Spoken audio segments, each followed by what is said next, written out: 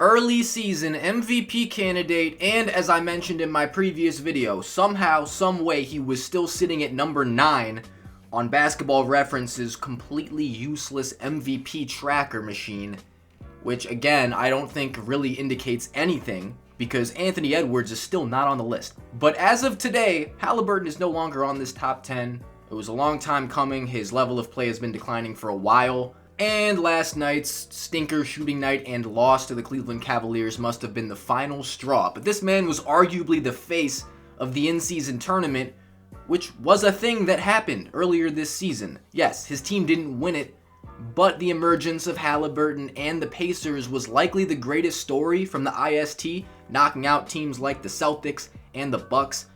This guy just brings a great energy to the game. It's a contagious energy that infuses the entire team. An intangibility on the offensive end of the floor, making sure that his guys are on the same page and doing so in a manner that doesn't stem from a place of superiority. It feeds into the group, and we could see the guy has leadership qualities far beyond his years. To go with excellent playmaking vision and decision making, it's what makes the future of the Indiana Pacers so exciting. A team that is far ahead of schedule as, given their roster, we may have expected them to still be figuring out their rebuild. The selfless floor general superstar offensive player archetype is totally outdated. There are a few players that demonstrate some of the qualities that shaped the greatest facilitators to ever play, but the demand for a scoring approach from the one position has seen the position turn from generally pass first into more so score first. And Tyrese Haliburton was spearheading an offense that was among the best in the association with a bunch of catch and shoot guys around him. The first half of the season that he had was rare. It got him a starting spot on the All-Star team, and it's not something that just goes away. Most players that get up to 12 assists have to give it back with a few turnovers, but Tyrese was going through stretches without giving it away once. He had the say in where each possession would go without the extra chucked shots. So what happened? The three-point shooting is in the toilet. True shooting is significantly down. Obviously, this massively affects the points per game, as Tyrese Haliburton is not a player that's there to get shots up. He's trying to find the best shot each time down. Now, of course, finding the best shot for an all-star talent such as Tyrese Haliburton often involves him shooting the ball. And since the injury, he's been trying to find his rhythm time and time again. And so this injury that Tyrese came down with in January was a hamstring strain that was initially feared to be a possible season ender. Looked worse than it was. Fortunately, it wasn't the worst case, but the stark contrast between pre- and post-injury Tyrese Haliburton has been highly alarming and indicates that his return was likely premature. And if we dig a little deeper, we understand that the 65-game eligibility requirements for awards entail All-NBA bonus money. That's a lot of money for a guy like Tyrese, who was essentially penciled in.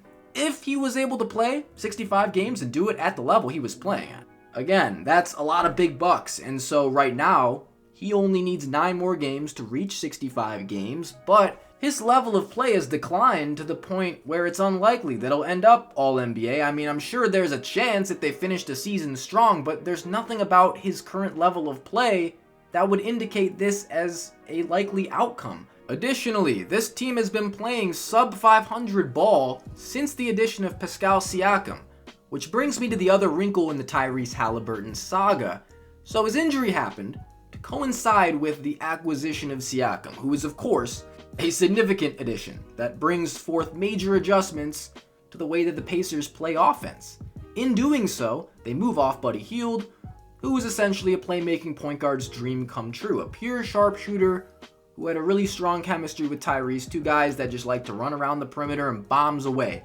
Their up-tempo style caused a ton of chaos for defenses, even if they had to give a lot of those points back on the other end. So Siakam adds a few new dimensions to the team, but acclimating him as a volume scorer changes the way that this team plays offense, and clearly, they have not fully established a chemistry thus far. That being said, it has been only 23 games together. It was always going to be an interesting fit and an adjustment, but surely the Pacers could use another guy to take some pressure off of Tyrese Haliburton. But Siakam isn't the spot-up guy that Tyrese is used to playing with. And for someone that brings what Tyrese can to an offense, on those possessions when Pascal has the ball, having Tyrese off the ball and not making the play seems like a squandered opportunity, and Pascal only really takes the ball out of his hands. And Tyrese is a team-first guy. His numbers aren't close to what they were, and that's what everybody's focusing on.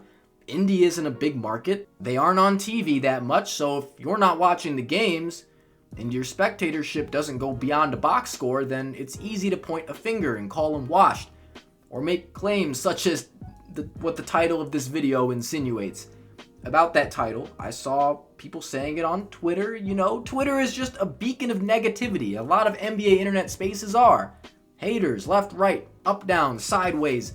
I thought it was funny. No one is safe. But I'm sure Tyrese will be back to quiet the haters. He just turned 24. And the guy wants to win basketball games. He needs to get better at defense. But he's running the show and will gladly sacrifice numbers for the benefit of the team. Perhaps if there's any time for Tyrese to need a little help carrying the weight of the offense, it's right now. As it's possible he's still recovering from that injury. Hamstrings are not something to play with.